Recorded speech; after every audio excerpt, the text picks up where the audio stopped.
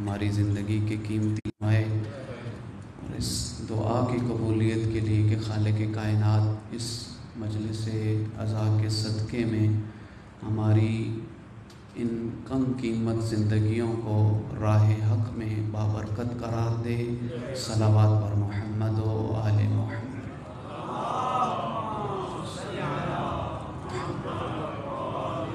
محترم سامعین، جہاں یہ مجالس عزا ہماری تربیت کا ایک بہترین وسیلہ ہے، وہاں ہمیں ذکر آخرت اور ذکر معاد کی طرف بھی یہ مجالس عزا توجہ دلاتی ہیں۔ کس قدر اہم ہے کہ ہم خود بھی اپنی آخرت اور معاد پر توجہ دیں اور اس کا ایک بہترین تیاری اور آمادگی کا اظہار اپنے مرحومین کو یاد رکھنا ہے اور پورے احساس کے ساتھ اس بات پر توجہ رکھنی ہے کہ جس طرح سے ہمارے والدین کو ان کی زندگی میں ہماری ضرورت ہوتی تھی کہ ہم ان کے کسی اچھے کام آ جائیں، اسی طریقے سے ان کے اس دنیا سے رخصت ہو جانے کے بعد بھی ان کو ہماری ضرورت ہے۔ اور یہ خدا کی نعمتوں میں سے ایک بہت بڑی نعمت ہے کہ مرنے کے بعد اس نے نامہ اعمال کو کھلا رکھا ہے۔ عبدالستار ایدھی صاحب سے سوال ہوا کہ آپ نے ساری زندگی پامال لاشوں کو اٹھایا، بے وارث لاشوں کو اٹھایا، کوئی زندگی میں ایسا موقع آیا کہ آپ بہت روئے ہوں، کسی لاش نے آپ کو بہت غمزدہ کر دیا ہو؟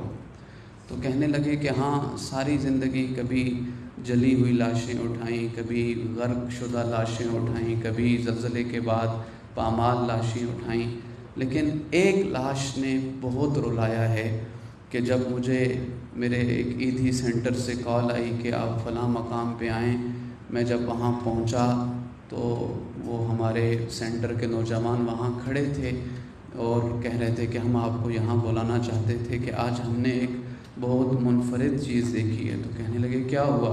کہا یہ دیکھیے، یہ ایک بزرگ کا لاشا ہے، یہ اس عالی شان گھر میں رہنے والا تھا۔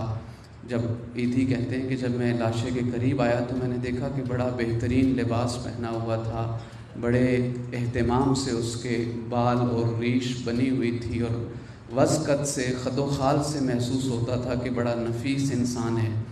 تو کہنے لگے کہ کیا ہوا، کیا خاص بات ہے؟ کہا یہ اس کے بیٹے نے انویلپ دیا ہے اور یہ گھر سے باہر لاش اس کی رکھ دی ہے اور کہا ہے کہ میرے پاس فرصت نہیں ہے، میرے والد کو جا کے دفنا کے آ جاؤ۔ کہتے اس منظر نے مجھے بہت رلایا کہ جس اولاد کے لیے اس والد نے ساری زندگی وقف کر دی تھی، آج اسے رخصت کرنے کے لیے اس کی اولاد کے پاس ٹائم نہیں تھا۔ تو میرے محترم سامعین، ہمارے جعفری صاحب نے فاتحہ پڑھائی ہے، میں درخواست گزار کروں گا کہ تمام مرحومین کے لیے اور خصوصاً ان کے لیے جنہوں نے راہ حق ہم تک پہنچانے میں قربانیاں دی ہیں، کردار ادا کیا ہے، 3 مرتبہ صلوات کی تلاوت فرما دیجیے۔ صلی علی محمد وآل محمد، اللہم صلی علی محمد وآل محمد، اللہم صلی علی محمد وآل محمد۔ ماشاء اللہ، ولا حول ولا قوة الا باللہ العلی العظیم۔ اعوذ باللہ من الشیطان الرجیم، بسم اللہ الرحمن الرحیم۔ الحمد للہ رب العالمین، ثم الصلاة والسلام علی رسولہ الکریم، حبیب الہ العالمین، انیس الغریبین ابی القاسم محمد۔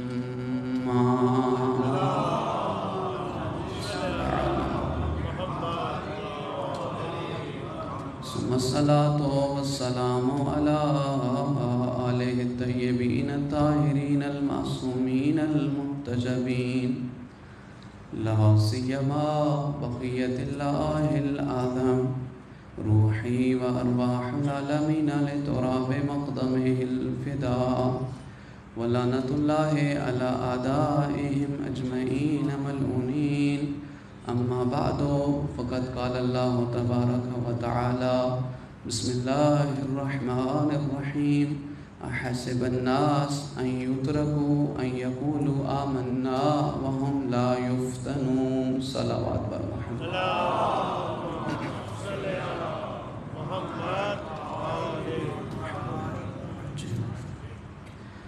یکم محرم سے آپ مسلسل مجالس عزا سماعت فرما رہے ہیں. کریم پروردگار کا یہ لاکھ لاکھ احسان ہے کہ اس ذات نے مجھے اور آپ کو یہ فرش عزا نصیب فرمایا، یہ مجلس عزا نصیب فرمائی اور اہل بیت کا در عطا فرمایا. اور اس در کی سب سے بڑی عطا جو میرے اور آپ کے دامن میں ہے وہ معرفت توحید ہے، وہ معرفت حیات ہے، وہ معرفت مقصد وجہ تخلیق ہے. اس مجلس میں ہمیں یہ بار بار یاد دلایا جاتا ہے کہ ذرا چشم تصور میں سوچو کہ تم کیوں آئے ہو اور تمہیں یہاں کیا کرنا ہے اور تمہیں کس کی بارگاہ میں پلٹ کے جانا ہے. میں نے آپ کی خدمت میں سورہ عنکبوت کی پہلی آیت تلاوت کرنے کا شرف حاصل کیا ہے. میری کوشش ہوگی کہ میں چند آیات آپ کی خدمت میں پیش کروں اور ریلیونٹ ٹو دا پوائنٹ رہوں اور مختصر سے وقت میں آپ کی زحمتوں کو تمام کروں.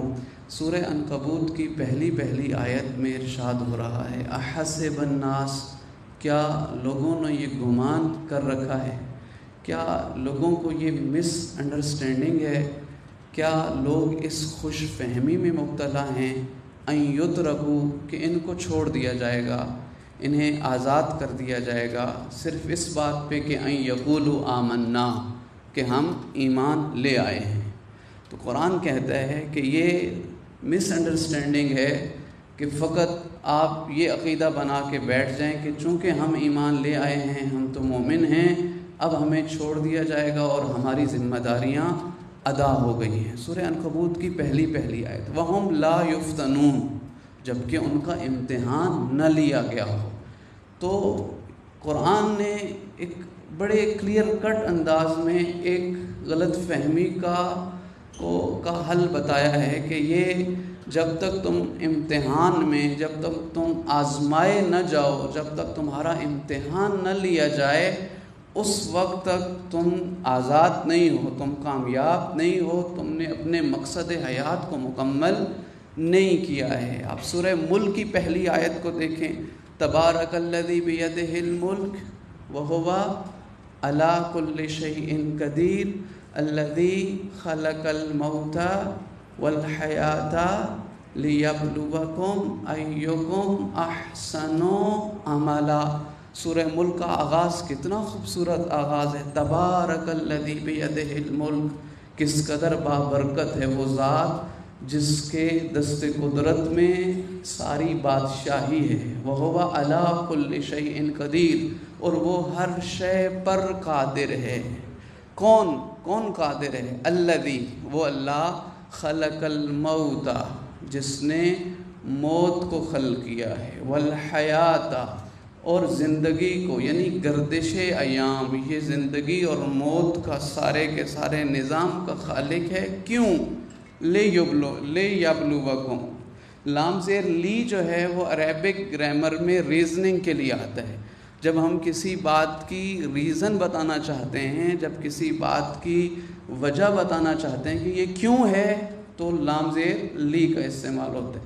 لیبلوکم، تاکہ وہ تمہیں آزمائے، تاکہ وہ تمہارا امتحان لے. کس بات کا؟ احسن عملا، سب سے بہترین عمل کرنے والا کون ہے. تو ابھی دوسرا سٹیپ یہ ہو گیا کہ اطمینان کے لیے اتنی بات بھی کافی نہیں ہے کہ میں اور آپ بس فقط اچھے راستے پہ چل رہے ہیں اور منیمم پہ بھروسہ کر رہے ہیں کہ بس کافی ہے، نماز روزہ چل رہا ہے اور کچھ زندگی چل رہی ہے. احسن عمل 4 مرتبہ قرآن کریم نے لفظ احسن عمل استعمال کیا.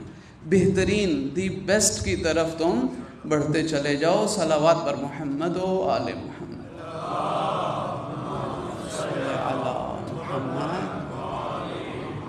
محترم سامعین گرامی قدر، یہ قرآن کریم کی آیات ہیں جو ہمیں بار بار بیدار کر رہی ہیں، جگا رہی ہیں کہ اپنے حوصلوں کو بلند کرو اور اپنے مقصد حیات کو سمجھو، تمہیں کس کی طرف پلٹ کے جانا ہے۔ ہم پنجاب میں کم از کم سفر کر رہے ہیں، مجھ جیسا ایک طالب علم جو چند جگہوں پہ جانے کا اتفاق ہوتا ہے، بار بار یہ سننے کو ملتا ہے ہم نے بڑی خدمت کی ہے، ہماری تو نسلیں، مثال کے طور پہ عزاداری کی بات آتی ہے تو جی ہم نے بہت خدمت کی ہے، کہیں مسجد کی بات آتی ہے جی اس کی تو بنیاد ہی ہم نے رکھی ہے، تو ہمارے ہی دم سے نہیں۔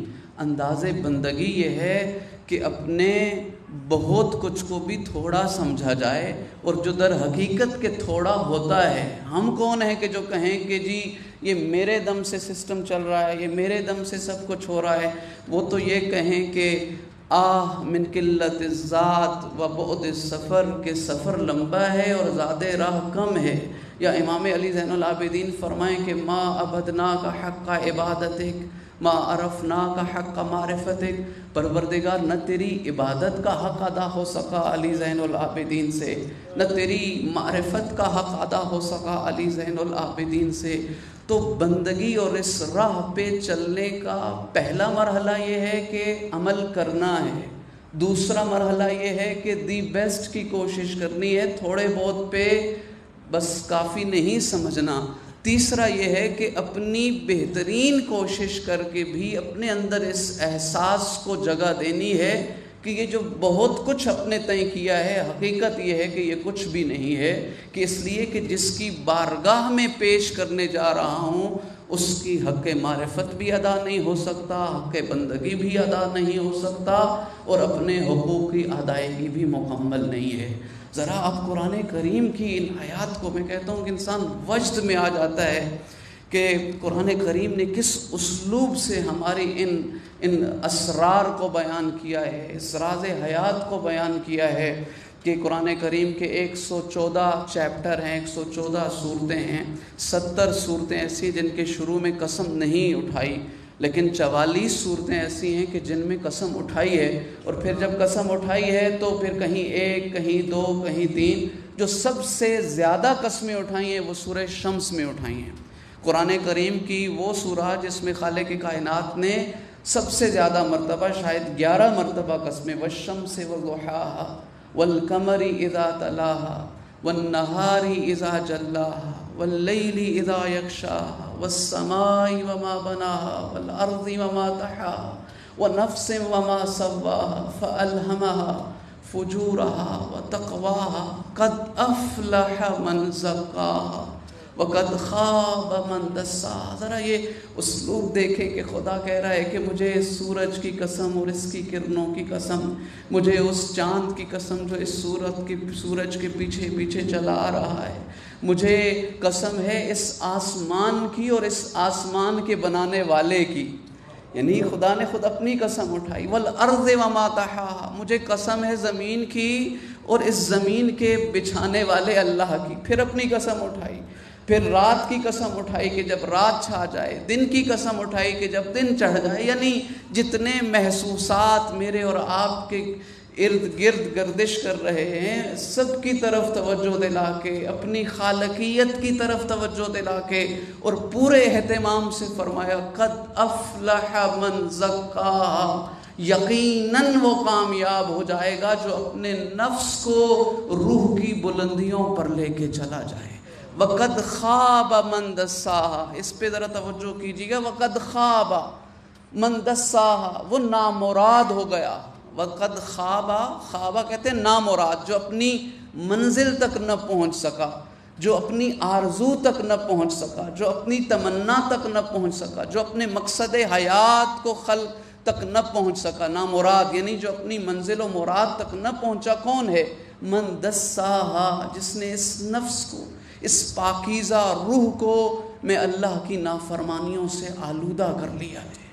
اتنے اہتمام سے آپ کو کوئی اور سورہ نہیں ملے گی، اور جب اتنی قسموں کے بعد کوئی سٹیٹمنٹ قرآن دے رہا ہے تو وہ گویا اگر میں آپ کو لفظوں میں بیان کروں تو گویا جھنجھوڑ جھنجھوڑ کے کہا جائے سوچو اس کو ضرور سوچو، اس کو ضرور سمجھنا، کہیں ایسا نہ ہو کہ یہ تم سے مس نہ ہو جائے۔ میں اور آپ کتنی دفعہ ایسے ہوتا ہے کہ ذات توحید کو چھوڑ کر کبھی اپنے باس پر امید لگائے بیٹھے ہیں، کبھی کسی پیر پہ امید لگائے بیٹھے ہیں، کبھی کسی فقیر پر امید لگائے بیٹھے ہیں، کبھی کہتے ہیں میرے مشکلوں کا حل وہاں سے ملے گا۔ نہیں، مشکلوں کا حل وہیں سے ملے گا جو خدا کا نظام ہے، جو الہی نظام ہے، جو ذات توحید، بس خدا کی طرف۔ حضرت سلیمان کو کتنی بڑی طاقت دی، کتنی بڑی قوت دی۔ حضرت سلیمان کا ایک بچہ تھا جس سے حضرت سلیمان کی امیدیں وابستہ ہو گئی کہ میرے بعد تو یہ لے کے چلے گا سارے سسٹم کو، میرے بعد تو اب یہ سنبھال لے گا معاملات کو۔ قرآن کہتے سورہ صاد کی آیت نمبر 34، لَقَدْ فَتَنَّ سُلَيْمَانَ، ہم نے سلیمان کو آزمایا، وَأَلْقَيْنَا عَلَىٰ كُرْسِيِّهِ جَسَدًا، سلیمان اپنی کرسی پر بیٹھے ہیں، بیٹا اپنی آغوش میں ہے اور وہیں اسے وہ انتقال کر جاتا ہے، اسے ایک جسد بنا دیتے ہیں، وہ بچہ مردہ ہو جاتا ہے۔ ثم انابا، پھر سلیمان متوجہ ہوتا ہے یہ میں کیا کر بیٹھا، میں تو خدا سے اپنی امیدوں کو چھوڑ کر کسی اور کی طرف اپنی امیدیں لگا بیٹھوں۔ خدا کو پسند نہیں ہے کہ ذات توحید میں ہم کسی اور کو شامل کر دیں۔ کیا فرمایا کہ تمہارے اس جنبے، اس پہلو میں اللہ نے 2 دل نہیں بنائے ہیں، ایک دل ہے، یا مجھے رکھو یا میرے غیر کو رکھو۔ سورہ عنکبوت کی پہلی آیت پڑھی، اس کی 41 آیت نمبر دیکھیں ذرا، مثل الذین اتخذوا، ان لوگوں کی مثال جنہوں نے بنا دیا ہے من دون اللہ اولیاء، خدا کو چھوڑ کر، خدا کی طرف سے توجہات کو ہٹا کر کسی اور کی طرف متوجہ ہو گئے ہیں۔ مثل الذین اتخذوا من دون اللہ اولیاء کمثل العنکبوت، ان کی مثال تو مکڑی کی سی ہے، اتخذت بیتن، جو اپنا گھر بناتی ہے، وَإِنَّ أَوْهَنَ الْبُيُوتِ لَبَيْتُ الْعَنْكَبُوتِ، اور جان لو گھروں میں سب سے کمزور گھر تو مکڑی کا ہے۔ لَوْ كَانُوا يَعْلَمُونَ، اگر یہ لوگ جان لیتے۔ تو خدا نے چاہا ہے، خدا نے اس کا ہم سے تقاضا کیا ہے کہ مجھ سے ایسی محبت کرو جیسی تم کسی اور سے نہیں، یعنی کوئی اس میں ہم کہیں نا کہ جی پیرل کوئی اور قوت آ جائے خدا کی اس محبت کے، تو خدا نے نہیں۔ اب آج کی مجلس امام حسین کی بیٹی کی شہادت کی مجلس کے عنوان سے ہے، ذرا آپ تصور کریں جب 4 سال کی بچی سے امام الوداع ہو کے آئے ہیں اور آخری مرحلہ ہے آپ کی زندگی کا، وہاں سر سجدے میں رکھتے ہیں اور فرماتے ہیں الہی ترکت الخلق ترن فی ہواک وایتمت عیالی لقاء اراک، اے اللہ یہ جو حسین نے ساری قربانی دی ہے نا، یہ تجھ تک پہنچنے کے لیے دی ہے۔ وایتمت عیالی، بڑا مشکل ہے بیابان میں بچوں کو یتیم ہوتا ہوا دیکھنا، میرے اہل و عیال یتیم ہو رہے ہیں، لقاء اراک، کہ میں تیری منزل معرفت اوج کمال پر پہنچا۔ میرے محترم سامعین، قدم قدم پہ قرآن نے مجھ سے اور آپ سے یہ تقاضا کیا ہے، بار بار اس طرف آیا ہے کہ میں اور آپ ایک کام زندگی میں کر لیں کہ اے اللہ الہی توکل، تو اے اللہ میں تجھ پر توکل کرتا ہوں، تجھ پر بھروسہ رکھتا ہوں، اور تیرے علاوہ میرا کوئی نہیں ہے۔ وَأُفَوِّضُ أَمْرِي إِلَى اللَّهِ إِنَّ اللَّهَ بَصِيرٌ بِالْعِبَادِ، میں سارے امور کو، اور خدا کو بہت اچھا لگتا ہے کہ جب ہم اس ذات پر اپنا تکیہ کر بیٹھتے ہیں کہ بس کوئی اور نہیں ہے سوائے خدا کے۔ اور میرے محترم سامعین، کتنی خوبصورت آیت ہے، مَن يَتَوَکَّلْ عَلَى اللَّهِ فَهُوَ حَسْبُهُ، جو اس پر توکل کر بیٹھتا ہے، جو اس پر امیدوں کا تکیہ لگا کے بیٹھ جاتا ہے کہ بس خدا کرے گا، خدا کہہ رہے فَهُوَ حَسْبُهُ، پھر میں تمہارے لیے کافی ہوں۔ پھر اب تمہیں کسی اور کی ضرورت نہیں ہے۔ ذرا اس منظر میں اپنے آپ کو لے جائیے کہ ابراہیم ہیں اور آتش نمرود میں جا رہے ہیں، اور جبرائیل آ رہا ہے اور کہہ رہا ہے مدد چاہیے، ہیلپ چاہیے، تو ابراہیم کہتے ہیں ہاں چاہیے، تو جبرائیل کہتے ہیں میں کروں؟ کہ نہیں، اس کی چاہیے جس کی خاطر جلنے جا رہا ہوں۔ تو کہا مانگتے کیوں نہیں ہو، تقاضا کیوں نہیں کرتے؟ کہا وہ دیکھ رہا ہے نا میں اس کے عشق میں آتش نمرود میں کودنے کے لیے تیار ہوں۔ اور ہم تو صبح کا لمبا سجدہ کر کے شام میں کسی معجزے اور کرامت کے نازل ہونے کا تکیہ کر بیٹھتے ہیں۔ یہ سفر عشق اتنا آسان نہیں ہے۔ اس سفر عشق کی منزل بڑی لمبی ہے، نتیجہ بڑا خوبصورت ہے۔ ذرا آپ تصور کریں کہ حضرت یعقوب چھوٹے سے یوسف کو بھیجتے ہیں اور پھر گم گیا یوسف، ہاں ساری زندگی روئے اے اللہ یوسف ملا دے، وَبْيَضَّتْ عَيْنَاهُ آنکھیں جو ہے وہ سفید ہو گئی ہیں رو رو کے۔ اتنی دیر روتا رہا یعقوب، اور پھر آخر عمر میں یوسف ملایا، تو جب گیا تھا تو بچہ تھا، اب شہنشاہ مصر بنا کے پلٹا رہا ہے وہ خدا۔ آپ ذرا تصور کریں کہ اس امتحان کی کس قدر طولانی ہے راہ خدا میں، راہ عشق میں یہ امتحان دینا، کہ حضرت ابراہیم 90 سال تک، ہم تو چند گھڑیاں یہاں پہ آئیں اور دعا مانگیں اور پھر نہ قبول ہو رہی ہو تو پھر بڑے عجیب و غریب قسم کے وسوسے دل میں جگہ لینے پڑتے ہیں۔ 90 سال تک اے اللہ اولاد دے دے، ایک بیٹا دے دے، بیٹا دے دے، اور 90 سال کی عمر میں جب اسماعیل ملا، اور اب آغوش میں ہے، اب ابراہیم کا امتحان شروع ہوتا ہے کہ ابراہیم یہ جو 90 سال بعد ملا ہے اس کی محبت زیادہ ہے یا میں خدا کی محبت زیادہ ہے؟ اور پھر کس انداز میں آزمایا جا رہا ہے کہ ابراہیم کا قلب شفاف قلب چاہیے نا خدا کو۔ کہا اس کی ماں کو بھی لے کے چلو اور اس نومولود کو بھی لے کے چلو۔ فلسطین جو لوگ آگاہ ہیں وہ بڑا سرسبز علاقہ ہے، بڑا گرین ایریا ہے، اور جو مکہ ہے آپ حج کے لیے تشریف لے گئے اکثر افراد، وہاں کوئی آبادی نہیں ہے، وادن غیر ذی زرع کے عنوان سے، تو سرسبز و شاداب باغوں سے اٹھایا اور یہاں چھوڑ دو۔ تاریخ کہتی ہے کہ حضرت ابراہیم کو بولنے کی اجازت بھی نہیں ہے۔ حضرت ہاجرہ اسماعیل کو لے کے آغوش میں ابراہیم نے چھوڑا ہے اور چلے ہیں، اور جب کافی چل چکے تو حضرت ہاجرہ بار بار کہہ رہی ہے کہ کہاں چھوڑے جا رہے ہو، کیا وجہ ہے، وجہ تو بتاؤ۔ تو آخر میں حضرت ہاجرہ کے ذہن میں آیا کہ پوچھوں کہ کیا یہ خدا کا حکم ہے؟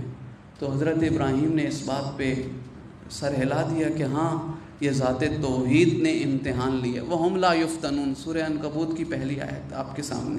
جب تک آزمائے نہیں جائیں گے تب تک میں ایمان لے آؤں گا کا کہنے کا مزہ نہیں آئے گا، جب تک امتحان نہیں دو گے لطف نہیں آئے گا۔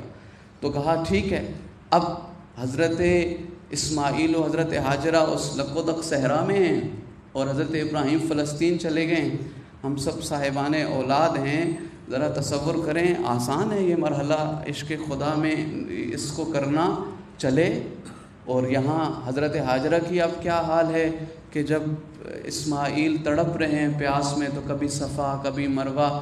تاریخ کہتی ہے کہ حضرت ہاجرہ نے پھر اپنے آپ کو ایک نشیب والی گہری جگہ پہ اپنے آپ کو گرا دیا کہ میں اب اسماعیل کو مرتا ہوا نہیں دیکھ سکتی، وہ وہاں مر جائے میں یہاں مر جاؤں اور بات ختم ہو جائے گی۔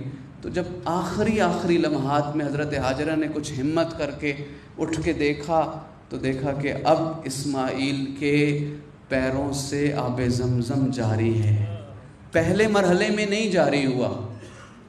ممتا بھی آزمائی گئی، صفا و مروہ کے 7 چکر اور اتنی دوڑ دھوپ کہ جان بلب ہو گئی، اور آخری سانس ہے اور یہاں امتحان مکمل ہوتا ہے، اور اب زمزم جاری ہوا۔ تو میری اور آپ کی زندگیوں سے زمزم پہلے دن نہیں جاری ہوگا، راہ خدا میں مسلسل کوشش کے بعد وہ حقائق ملیں گے۔ میں تو آپ تو راہ خدا میں کر کے یہ دنیا کی نعمتیں لینا چاہتے ہیں نا، کہ اچھا گھر، اچھی گاڑی، اچھی جاب مل جائے، ہم اتنے زیادہ سجدے تو کر رہے ہیں، کاش خدا کی راہ میں کچھ کوشش کرنے کے بعد وہ حقائق اس دنیا میں خالق کائنات ہمیں عطا کرے کہ جو معرفت کے بلند ترین مرتبے ہیں۔ اور اب 13 سال جب اسماعیل کو ہو چکے اور پھر کہا کہ اب پھر آزمائش ہے۔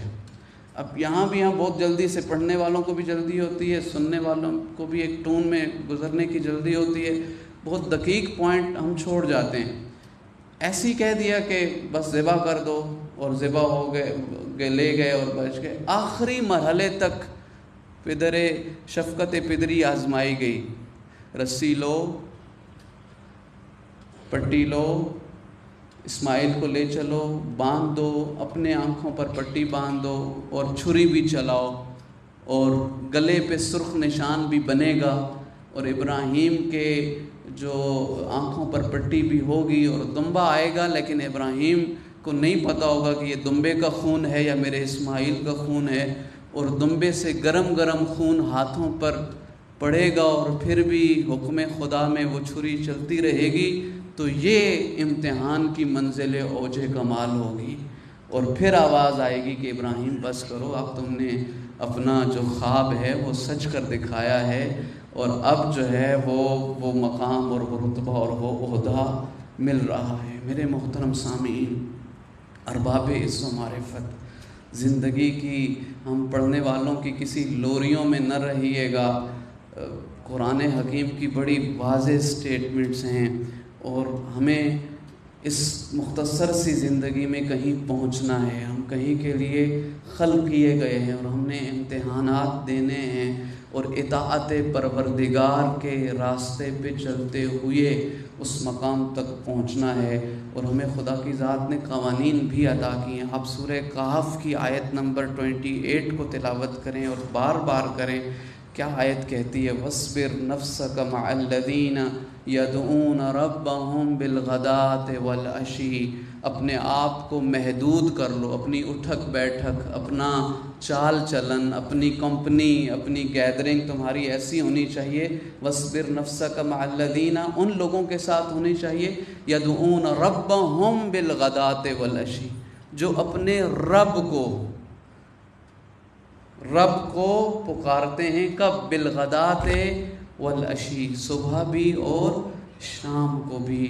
ولا تعد عیناک عنہم، اپنی نظروں کو ایسے لوگوں سے مت پھیرو کہ جو اللہ والے ہیں، جو صبح و شام اللہ کا ذکر کر۔ ترید زینت الحیات الدنیا، قرآن کہتے ہیں کیا تم ایسے لوگوں کو چھوڑ کر اور دنیا کی چمک اور زینت چاہتے ہو؟ ہوتا ہے نا، ہم بھی بعض اوقات پریشان ہو جاتے ہیں، تھوڑی گیدرنگ ہے اور کہیں اور بہت بڑی گیدرنگ ہے، تو جی چونکہ تھوڑی گیدرنگ ہے تو پڑھنے والے کا کانفیڈنس تو پتہ نہیں کیسا ہوگا، سننے والوں کا میں دیکھتا ہوں لوز ہو جاتا ہے کہ پتہ نہیں ہم چونکہ تھوڑے سے بیٹھے ہیں تو ٹھیک جگہ بھی بیٹھے ہیں یا کہ نہیں بیٹھے۔ تو فرمایا ترید زینت الحیات الدنیا، کیا تم دنیا کی زینت چاہتے ہو؟ نہیں، یہ کام مت کرو۔ اور پھر کہا ولا توتے، زندگی میں کبھی اس کی اطاعت مت کرنا، من اغفلنا قلبہ عن ذکرنا، اس سے بڑی سزا میں نے قرآن کریم میں نہیں دیکھی۔ خدا نے خود کہا ہے کچھ دل ایسے ہیں من اغفلنا، جن کو ہم نے غافل کر دیا ہے، کس سے؟ عن ذکرنا، ہمارے ذکر سے۔ یہ بہت بڑی پنشمنٹ ہے۔ انسان گناہ کرتے کرتے، غلطیاں کرتے کرتے وہاں ہو جائے کہ خدا کہہ رہا ہے کہ اب اس کے دل میں میری یاد کی کوئی ضرورت نہیں ہے۔ اور یہ جو آخری جملہ ہے، اس کو کوشش تنہائی میں کبھی سوچئے گا، وَكَانَ أَمْرُهُ فُرُطًا، قرآن کہتے ہیں اس کا معاملہ تو اب حد سے زیادہ بڑھ گیا ہے۔ یہ دل جس کی دل میں اب ہماری یاد نہیں ہے، اس کا معاملہ تو اب حد سے زیادہ بڑھ گیا ہے۔ یہ جو خدا کہہ رہا ہے کہ اب یہ قابل ہدایت نہیں ہے اور یہ بہت آگے چلا گیا ہے، اللہ نہ کرے کہ ہمارے دلوں پہ یہ مرحلہ آئے۔ میرے محترم سامعین، مختصر ترین کہ یہ قرآن کریم کی آیات ہیں، اور فقط اس بات پر میں آپ کو کانفیڈنس دے دوں اور اطمینان دلا دوں کہ آپ نے ایمان لے آئے ہیں، کہہ دیا ہے کافی ہے۔ بہت ساری آیات ہیں جس میں ہم نے بہت زیادہ کوشش کرنی ہے اور انبیاء کی سیرت سے سیکھنا ہے۔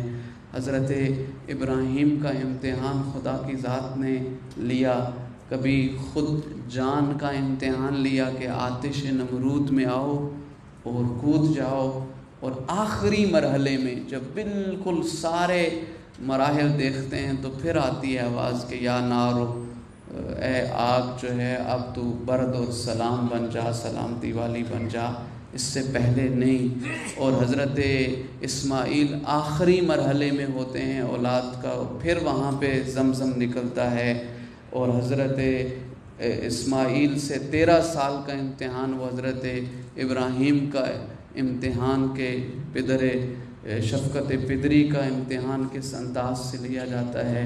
لیکن ایک امتحان اس سے بڑا امتحان ہے جسے کہا وَفَدَيْنَاهُ بِذِبْحٍ عَظِيمٍ، ابراہیم تم سے جان مانگی ہے، تمہیں پلٹا دی ہے۔ ابراہیم تجھ سے اولاد کی قربانی مانگی ہے لیکن تجھے پلٹا دی ہے۔ اے ابراہیم تجھ سے جان کی قربانی مانگی ہے اور تجھے پلٹا دی ہے۔ لیکن ایک قربانی اس سے بڑی قربانی ہے، اور چشم فلک وہ منظر دیکھے گا کہ جب حسین اپنے اسماعیل کو لے کے جائیں گے اور فرمائیں گے کہ دیکھو میرے ہاتھوں پہ میرا ایک معصوم بچہ ہے، تمہاری دشمنی مجھ سے ہے، اس سے نہیں، اسے پانی پلاؤ۔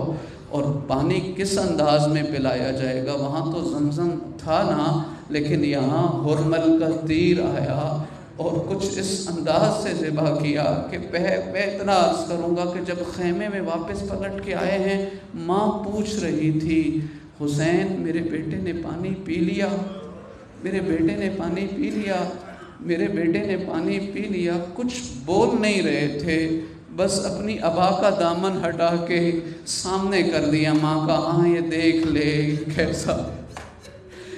ایک نوحہ پڑھا ماں نے، ایک نوحہ پڑھا مثلو کا ینہر، اصغر نہیں پوچھتی تو نے کیسا پانی پیا ہے، اصغر نہیں سوال کرتی یہ پانی کیسا پانی ہے۔ اتنا بتا شریعت محمدیہ میں چھوٹے جانوروں کو ذبح کیا جاتا ہے، اونٹ کو نہر کیا جاتا ہے، اب مثلو کا ینہر، تجھ جیسے پھول بھی نہر کیے جاتے ہیں۔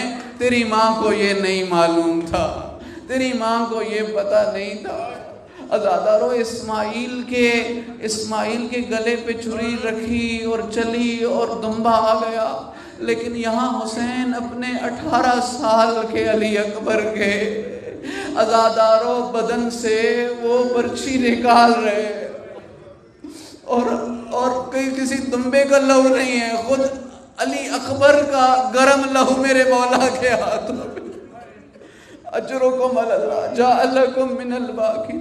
عزادارو ایک درد جو قیامت تک رلاتا رہے گا، جو درد بار بار آنکھوں میں آنسو لے کے آئے گا، کہ جب حضرت ہاجرہ کو چھوڑ کے، حضرت اسماعیل کو چھوڑ کے حضرت ابراہیم چلے گئے تھے، وہاں پانی زمزم کا نمودار ہوا تھا، اوپر پرندے آئے تھے، پرندوں کو دیکھ کے قبیلے آئے تھے، قبیلے جب آئے تھے نا تو وہ ہاتھوں کو جوڑ کے حضرت ہاجرہ سے کہتے تھے اگر آپ کی اجازت ہو تو ہم یہاں رہ لیں، تیرا مرد چلا گیا ہے، اگر تیری اجازت ہو تو یہاں رہ لیں۔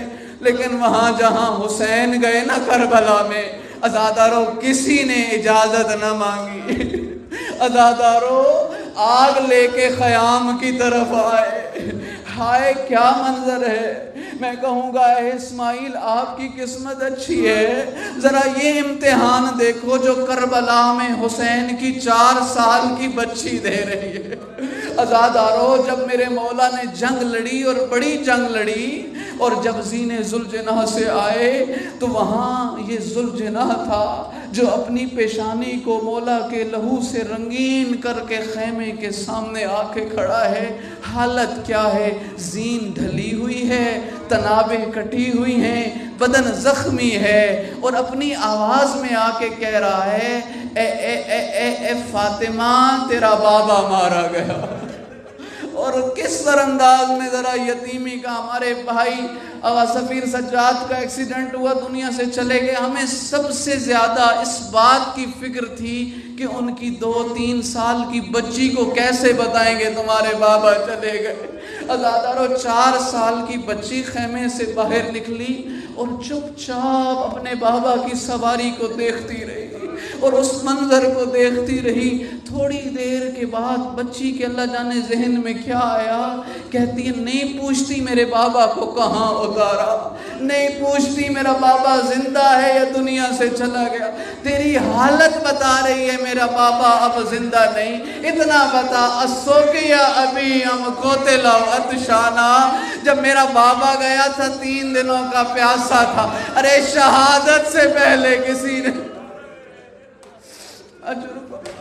اجرکم اللہ, شہادت سے پہلے کسی نے پانی پلایا یا نہ پلایا. اللہ نہ کرے کوئی باپ دنیا سے جائے اور اس کی معصوم بچی یتیم ہو اور اس پر ظلم کیا جائے. دستور زمانہ یہی ہے, ہماری روایات یہی ہیں. پھر معصوم یتیم بچیوں پہ پیار کیا جاتا ہے, شفقت کی جاتی ہے, کوشش کی جاتی ہے بچی اپنے بابا کو یاد کر کے بار بار روئے نہیں. عزادارو اب 4 سال کی جو بچی تھی, میں آپ سے پوچھتا ہوں کوئی آیا دست شفقت رکھنے کے لیے؟ کوئی آیا اور کہہ رہا تھا بیٹا تیرے بابا کے جانے کے بڑے ارمان ہیں؟ عزادارو ہاں کچھ لوگ آئے اور انہوں نے کچھ اس انداز میں شفقت کی کہ پھر بچی کا ہاتھ کان سے اٹھتا نہیں تھا. کہتی تھی میرے کانوں سے لہو آ رہا, کہتی تھی میرے رخسار زخمی ہے. عزادارو یہ چلی ہے, اللہ جانے شام غریبہ والی رات کیسے گزری. صبح اٹھی, میں نے ایک مولانا سے سنا, خود پڑھا نہیں, کہ اس بچی کو ایک تنہا اونٹ پر باندھا گیا تھا. اور عزادارو جب کربلا سے شام تک چلی ہے, ایک مرحلہ ایسا آیا کہ جب بچی سفر کر کے بہت تھک چکی ہے, اور ابن حجر نامی شخص کہتا ہے کہ اس دن ہم نے 2 منزل برابر سفر کیا کہ زیادہ سفر کر کے شام کے قریب ہو جائیں. کہتے ہیں ہم بہت تھک چکے تھے. عموماً ہماری روش یہ تھی, عادت یہ تھی کہ دن میں سر نوکے نیزہ پر ہوتے تھے اور رات کو لکڑی کے صندوق میں رکھ دیے جاتے تھے. لیکن اس دن ہم اتنے تھکے ہوئے تھے کہ ہم وہ سروں والے نیزے بس اپنے ساتھ رکھ کے اور سو گئے. کہتے ہیں ایک آدھی رات کے وقت میری آنکھ جو کھلی, میں نے کیا منظر دیکھا کہ جہاں بیبیاں بیٹھی تھی وہاں سے ایک بچی اٹھی اور چلتے چلتے وہاں آئی جہاں بابا کا سر تھا. بابا کے سر کو اپنی آغوش میں لیا اور بابا کے رخسار کو صاف کرنے لگی اپنے دامن سے, اور کہتی تھی بابا میں آپ کی بیٹی ہوں. بابا آپ کے جانے کے بعد مجھے نیند نہیں آتی. بابا آپ کے جانے کے بعد میرے کان زخمی ہو گئے. عزادارو جب بچی کو احساس ہوا کہ میں دیکھ رہا ہوں, اتنی سہمی کہ بابا کا سر رکھ کے کہتی تھی ظالم مجھے تماچے نہ مارنا, ارے ظالم مجھ پر ظلم نہ کر. اجرکم اللہ جعلکم من الباقین. میں یتیمہ امام حسین کی یتیمہ کے کتنے مذاہب آپ کو سناؤں. عزادارو لبوں پہ پیاس کے آثار, جلا ہوا دامن, تھکی ہوئی بچی زندان شام میں پہنچ گئی. عزادارو زندان ایسا تھا جس کا چھت نہیں تھا. جب سرے شام پرندے گھروں کو لوٹ کے جاتے تو سید سجاد سے پوچھتی ہے کہاں جا رہے ہیں؟ کہتے یہ اپنے گھروں کو لوٹ کے جا رہے ہیں. کہا اے بھائی ہم گھر کو کب لوٹ کے جائیں گے؟ عزادارو ایک شب جو بچی نے خواب میں اپنے بابا کو دیکھا, اٹھی اور کہتی تھی بابا. بی بی زینب نے پوچھا بیٹا کیا ہوا؟ کہا میرے بابا ابھی ادھر تھے, میں نے خواب میں دیکھا ہے. کبھی زندان کے اس گوشے میں چلی جاتی، کبھی اس گوشے میں چلی جاتی۔ اللہ نہ کرے کوئی معصوم بچی روئے اور آپ کے پاس اس کے چپ کرانے کا کوئی سامان موجود نہ ہو۔ عزادارو، جب بچی نے چپ نہ کیا تو پھر سارے زندان کی بیویوں نے بھی گریہ کرنا شروع کیا، ایک غمزدہ ماحول بن گیا۔ یزید لعین کی کانوں تک جب یہ صدا گئی تو کہنے لگا کیا ہوا؟ کہا حسین کی بیٹی نے اپنے بابا کو خواب میں دیکھا ہے، اب بابا سے ملنا چاہتی ہے۔ اس لعین نے ایک تشت میں میرے مولا حسین کا سر رکھ کے بھیجا۔ بچی نے سر اپنی آغوش میں لیا۔ بڑے دنوں کے بعد یہ بچی کی بابا سے ملاقات تھی۔ اب جب سفر پہ جائیں اور چھوٹی بچی جب آپ واپس آئیں تو واپسی پہ بہت سوال کرتی ہے، کہتی ہے مجھے فلاں بچے نے مارا، مجھے ماں نے یہ دکھ دیا، مجھے بھائی نے یہ دکھ دیا۔ ہائے، جب بچی بابا سے ملی کہتی تھی بابا میں پیاسی تھی، بابا میں زخمی تھی، بابا میرے کان دکھتے تھے۔ پھر روتے روتے سوال کیا، بابا من الذی قطع وریدک، بابا تیرے گلے کی رگوں کو کس نے کاٹا؟ بابا مجھے یتیمی کا یہ منظر کس نے دکھایا؟ عزادارو، بچی نے کہا بابا تیرے چہرے اور میرے چہرے کا انداز ایک ہی جیسا ہے، تیرا چہرہ بھی زخمی ہے، میرا چہرہ بھی زخمی ہے۔ بابا کے رخسار پر اپنا رخسار رکھا، آواز آئی اِنَّ لِلَّهِ وَإِنَّ إِلَيْهِ راجعون۔ ہائے سید سجاد، اپنی بہن کا جنازہ، میں کہوں گا 2 علی ایسے ہیں جنہوں نے 2 فاطمہ کے جنازے اٹھائے ہیں۔ ایک مدینہ میں مولا علی نے بی بی زہرا کا جنازہ، لیکن میں کہوں گا مولا آپ کو پانی ملا، کفن ملا، مولا آپ کی زہرا بھی زخمی ہے، سید سجاد کی زہرا بھی زخمی ہے۔ یہی وجہ ہے غسالہ پوچھتی تھی اے زینب تیری بچی کس وجہ سے دنیا سے چلی گئی، اس کے بدن پہ یہ نشان کیسے؟ وَسَيَعْلَمُ الَّذِينَ ظَلَمُوا أَيَّ مُنْقَلَبٍ يَنْقَلِبُونَ۔ اے کریم پروردگار، ہماری قلیل سی یہ کوشش اپنی بارگاہ میں قبول و منظور فرما۔ اے اللہ ہمارے دلوں میں اپنی محبت، اپنا عشق نصیب فرما۔ اے اللہ ہمیں معرفت توحید نصیب فرما۔ اے کریم پروردگار، ہمیں اہل بیت علیہم الصلاۃ والسلام کی معرفت کا حق عطا فرما۔ کریم پروردگار، دعا ہے، التجا ہے، ہماری زندگیوں کو بابرکت قرار دے، ہماری آخرت کی منازل کو بلند سے بلند تر فرما۔ اے اللہ وارث زمانہ کے ظہور میں تعجیل فرما، مولا کے پہلی صف کے ساتھیوں میں شمار فرما، مولا کے پہلی صف کے ساتھیوں میں شمار فرما۔ ہمارے مرحومین کے درجات بلند فرما، حاضرین کے مرحومین کے درجات بلند فرما۔ جن مومنین نے اس مجلس سے اعضاء کے لیے کوشش کی ہے کریم پروردگار، ان کے مرحومین کے درجات بلند فرما، ان کے والدین کی دعائے مغفرت و بلندی درجات کی استدعا ہے کریم پروردگار، ان کے درجات بلند فرما۔ اے اللہ ہماری دعاؤں کو مستجاب فرما۔ اے اللہ تجھے اس ماں کی مظلومیت کا واسطہ جو مدینہ سے چلی تھی، اپنے 2 بچوں کو ساتھ لائی تھی، ایک 6 مہینے کے لال کو کربلا سلا چلی، دوسرے 4 سال کی بچی کو زندان شام میں۔ عزادارو، جب یہ قافلہ تیار ہوا، آزاد ہوا اور کربلا جانے لگا نا، تو ایک بی بی نظر نہیں آ رہی تھی۔ سید سجاد نے کہا مجھے معلوم ہے میری ماں کہاں ہے۔ بی بی زینب کو وہاں لے کے چلے جہاں زندان میں اس بچی کی قبر تھی۔ کیا منظر تھا، ماں نے اپنے آپ کو ننھی سی قبر پہ لٹایا ہوا تھا اور کہتی تھی اٹھو بیٹا، تمہیں انتظار انتظار تھا نا مدینہ کب جائیں گے، ہم مدینہ جا رہے ہیں، آؤ سارا قافلہ تیار ہو گیا۔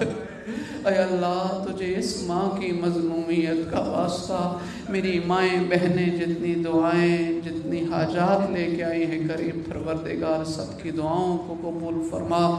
اپنے تمام مرحومین کے لیے رحم اللہ من قرأ الفاتحہ۔ بسم اللہ۔